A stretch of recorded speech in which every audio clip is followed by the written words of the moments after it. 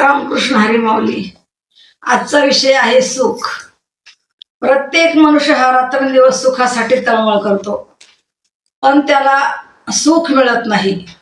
म्हणून तुकाराम महाराज म्हणतात, सर्व सुखाची आशा जन्म गेला वाया. मनुष्य संसारात सुख शोधण्याचा प्रयत्न करतो, परंतु संसारात सुख नसून केवळ दुःखच आहे. म्हणून तुकाराम महाराज म्हणतात, संसार दुःख मूळ चहूकडे इंगळ, विश्रांती नाही कोठे रात्रंदिवस तळमळ. काम क्रोध लोभ शुनी पाठी लागले ओढाळ, कवना मी शरण जाऊ दृष्टी देईल निर्मळ. धर्म जागोस दैवाचा जोबा परोपकारी, आंधळ्या दृष्टी देतो त्याचे नाव मी उच्चारी. तर आपल्याला जर संसारात खरं सुख पाहिजे असेल तर त्यासाठी आपण सद्गुरूंना शरण गेलं पाहिजे. जोपर्यंत आपण सद्गुरूंना शरण जात नाही तोपर्यंत आपल्याला खरं सुख मिळत नाही.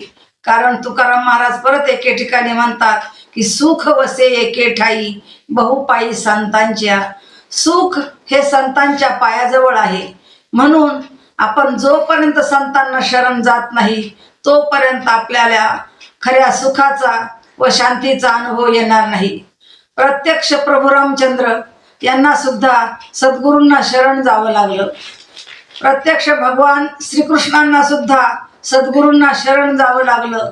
तेव्हाच त्यांना खऱ्या सुख आणि शांतीचा अनुभव घेता आला.